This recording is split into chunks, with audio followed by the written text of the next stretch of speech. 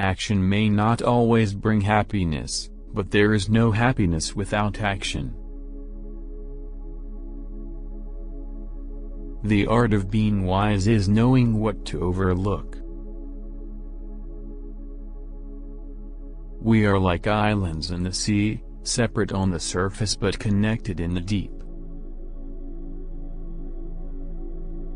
A great many people think they are thinking when they are merely rearranging their prejudices.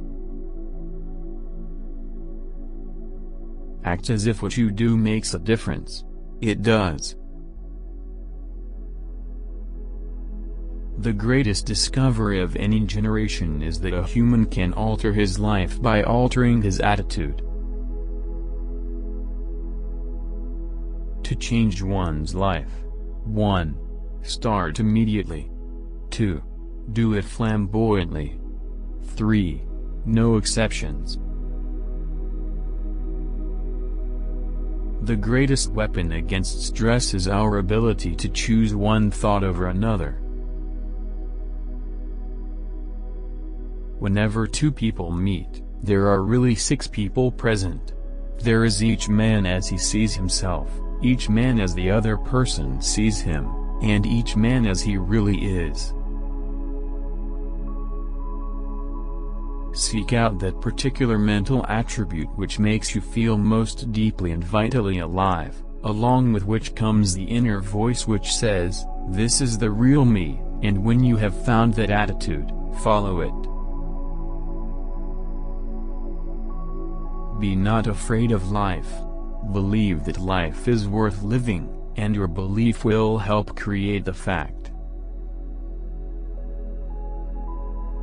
If you can change your mind, you can change your life. The great use of life is to spend it for something that will outlast it. The deepest principle in human nature is the craving to be appreciated. Nothing is so fatiguing as the eternal hanging on of an uncompleted task. Whenever you're in conflict with someone, there is one factor that can make the difference between damaging your relationship and deepening it. That factor is attitude. I am done with great things and big things, great institutions and big success, and I am for those tiny, invisible molecular moral forces that work from individual to individual, creeping through the crannies of the world like so many rootlets, or like the capillary oozing of water, yet which if you give them time, will rend the hardest monuments of man's pride. To perceive the world differently, we must be willing to change our belief system, let the past slip away, expand our sense of now, and dissolve the fear in our minds. Anything you may hold firmly in your imagination can be yours. Our view of the world is truly shaped by what we decide to hear. Good humor is a philosophic state of mind. It seems to say to nature that we take her no more seriously than she takes us. I maintain that one should always talk of philosophy with a smile. Begin to be now what you will be hereafter. If you believe that feeling bad or worrying long enough will change a past or future event, then you are residing on another planet with a different reality system. Wherever you are, it is your friends who make your world. We may be in the universe as dogs and cats are in our libraries, seeing the books and hearing the conversation, but having no inkling of the meaning of it all. There are no differences but differences of degree between different degrees of difference and no difference. Human beings, by changing the inner attitudes of their minds, can change the outer aspects of their lives. My experience is what I agree to attend to. Beyond the very extremity of fatigue, distress, amounts of ease and power that we never dreamed ourselves to own, sources of strength habitually not taxed at all, because habitually we never pushed through the obstruction. Procrastination is attitude's natural assassin. There's nothing so fatiguing as an uncompleted task. Human beings are born into this little span of life, of which the best thing is its friendships and intimacies, and yet they leave their friendships and intimacies with no cultivation, to grow as they will by the roadside, expecting them to keep by force of mere inertia.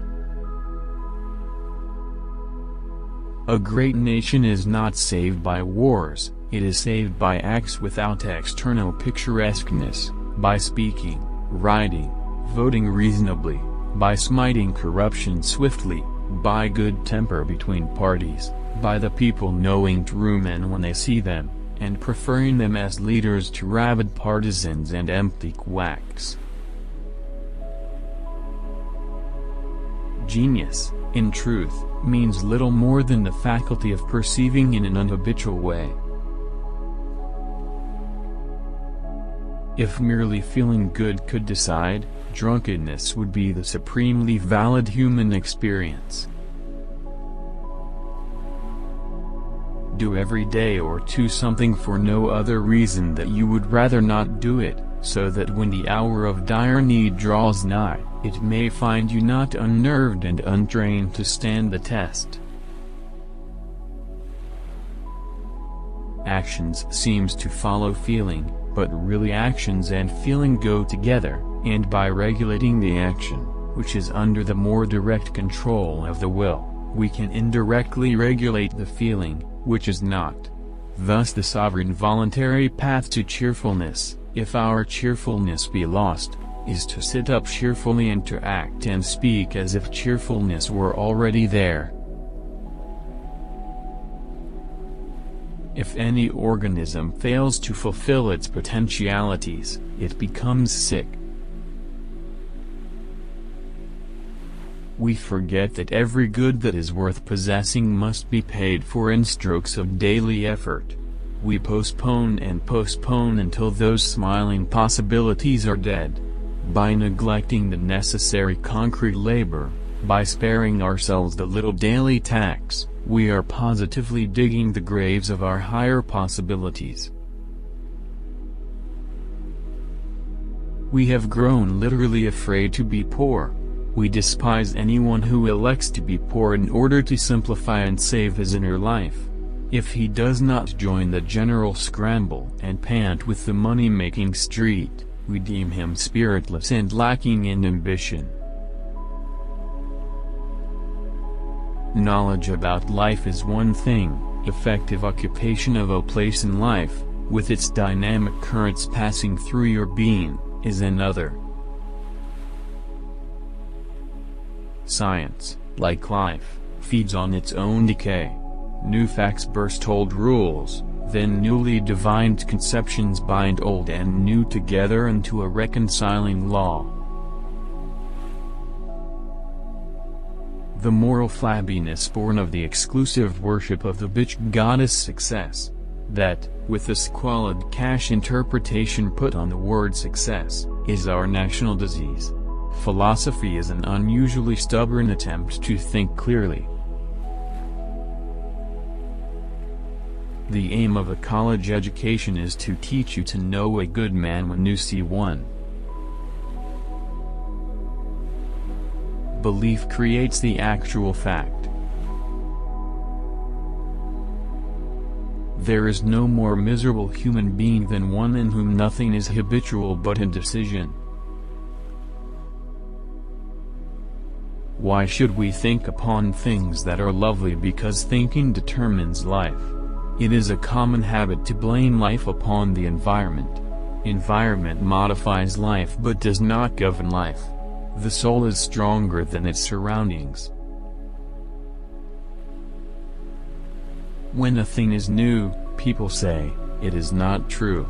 Later, when its truth becomes obvious, they say, it is not important. Finally, when its importance cannot be denied, they say, anyway, it is not new. There are two lives, the natural and the spiritual, and we must lose the one before we can participate in the other. I am no lover of disorder and doubt as such. Rather, I fear to lose truth by the pretension to possess it already wholly. A sense of humor is just common sense dancing.